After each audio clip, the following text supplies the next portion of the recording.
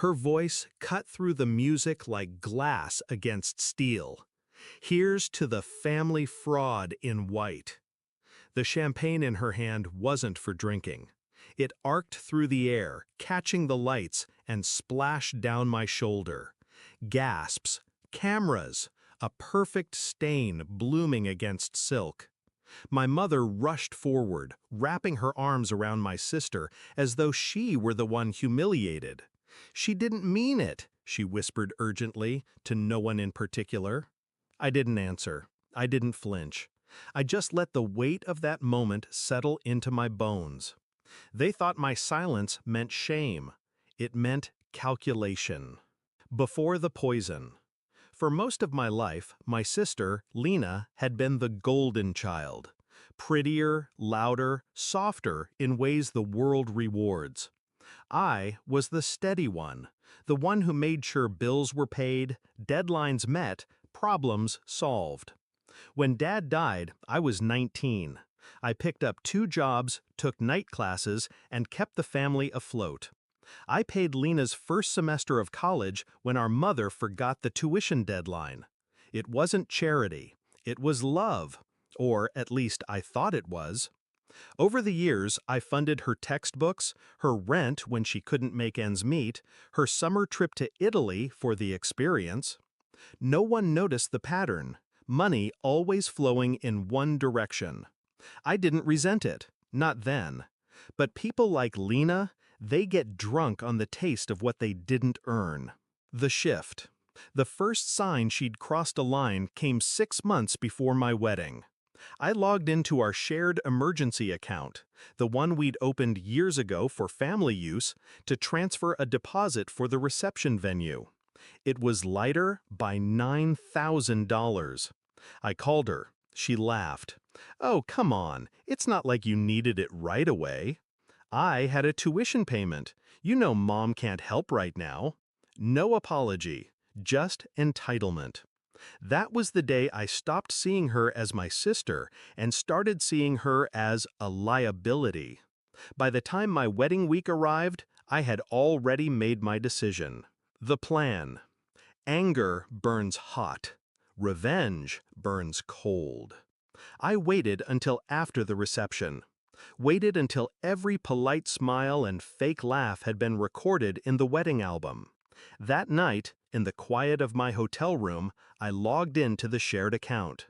I didn't drain it. I froze it, locked it under fraud investigation. I made sure her debit card would decline at the most inconvenient moment.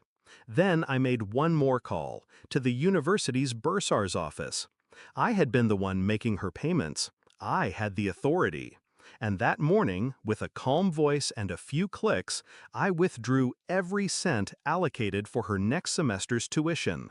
Payment failed. Enrollment revoked.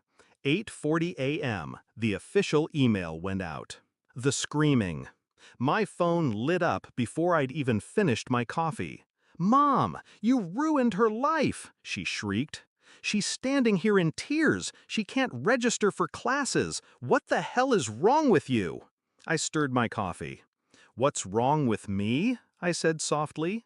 "Lena humiliated me at my wedding.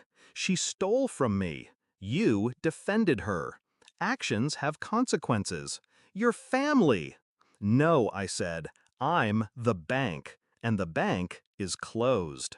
The unraveling. The beauty of quiet revenge is how it multiplies. Without tuition, Lena lost her student housing. Without the emergency account, she couldn't make her car payment. The Italy trip photos she flaunted online became a bitter joke to the friends who now avoided her calls for help. And Mom? She tried to rally the troops, but our extended family, they knew. They remembered who paid for whose rent, who kept the lights on, and who threw champagne in whose face. The confrontation. 2 weeks later, Lena showed up at my door. Her eyes were red, her voice cracked, but her tone still had the edge of someone who believed they were owed. "You destroyed me," she said. "No," I replied. "You destroyed yourself. I just stopped paying for the pieces." She blinked, like she hadn't considered that possibility. You could have talked to me. I almost laughed.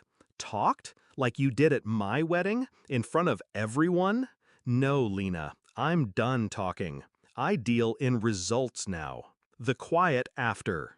The best part wasn't watching her stumble. It was the silence afterward. The absence of constant financial crises that only I could solve. The way my bank balance finally grew without her hands in it. People think revenge is loud, screaming matches, slam doors, public scenes. It's not. It's a locked account, a failed tuition payment, a girl realizing the world isn't going to carry her anymore. I wore white on my wedding day. She called me a fraud. But I kept my vows. Not to her, not to Mom, but to myself. Never again.